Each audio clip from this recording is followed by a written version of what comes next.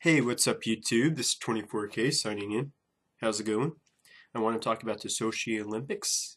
I think I pronounced that right, I'm not sure. But anyways, it's in Russia. And, you know, they've had about 7 years to prepare for the Olympics, and that's a long time. I know it's a huge event. It's a world stage. You have hundreds of countries, people from hundreds of countries participating in the games, and so you're going to have thousands and thousands of people. I'm not sure the specific number, but you have to prepare for a huge amount of people. So from a logistics standpoint, you have to prepare. From a security standpoint, you have to prepare. And all these other aspects. There's a lot of aspects and a lot of work that goes into it. I understand that. You have to have a long time to prepare for something like this. And it's almost impossible to prepare for something like this to not have a couple problems, in my opinion. I mean, nothing's going to be perfect ever, but I can foresee a potential disaster happening with these games. I hope it doesn't happen, and I'd like to see these events without any major problems happening. And it's supposed to be a time of joy and celebration. Yeah, obviously, of course, if a country loses in a hockey game or an athlete screws up or something, they're not going to be too happy at the time. But overall, it should be a joyous occasion. It should be an occasion that unites countries and people representing those countries, the athletes from around the world. But I don't know. I mean, it's troubling because I'm hearing reports of hotel rooms and the conditions of the hotel rooms aren't very good. Well, I guess it depends on your perspective. I mean, based on specific people's standards, but still, I mean, the water is discolored. It's not drinkable. They say that you can't put on your face or you might get hurt from it. So, I mean, I don't know what's going on there, but I mean, I don't know. The conditions aren't very good from the sounds of it. Yeah, some hotels may be better than others. Some hotels may be just fine. I'd be curious to see what the conditions are like for the hotels that are hosting the Russian athletes. I mean, if the Russian athletes are at a hotel and they have great rooms and they're running water and the water's not yellow or beer colored or stuff like that, and like they're accommodated very well.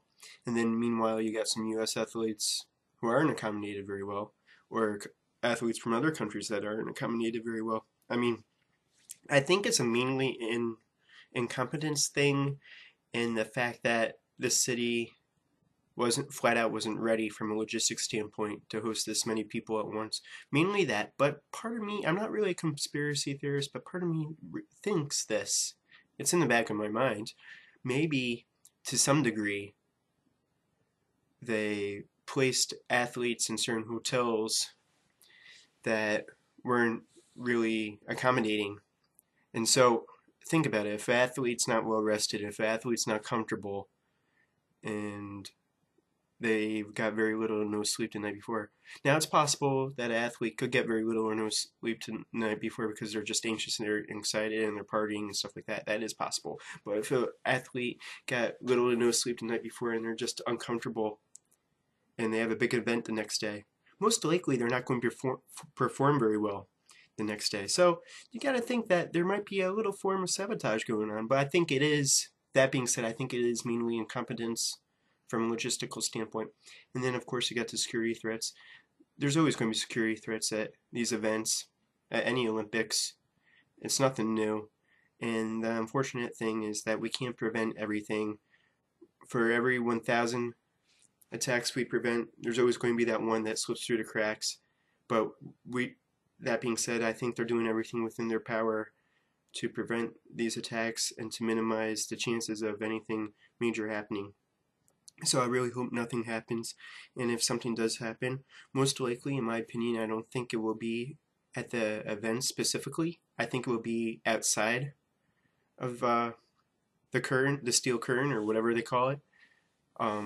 If you stray away, like a little farther away from there, if something does happen. So again, hopefully nothing happens, but That's going to be on the back of everyone's minds, in the forefront of some people's minds. Unfortunately, that's reality that we live in nowadays. And all that being said, sometimes attacks can happen in places where we least expect them, and when we're not expecting them at all. So it's a scary world, but you can't live a life in fear. You have to be vigilant and aware of things, but at the same time, you have to live your life and enjoy your life too. And so you have to have that constant balance between the two. So hopefully the Olympics don't turn out to be a disaster, but it sounds like it's getting off to a rocky start. But then again, at the same time, the media likes to blow things out of proportion. So I'm not disputing the fact that the conditions aren't the best for some people, that some of the athletes and journalists that are staying at the hotels. I'm not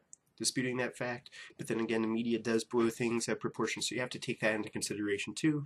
So hopefully things go a little smoother in the coming days, and hopefully nothing major happens. I think the games, they should go well overall, and I'm hoping for an exciting games. They usually are, and go USA.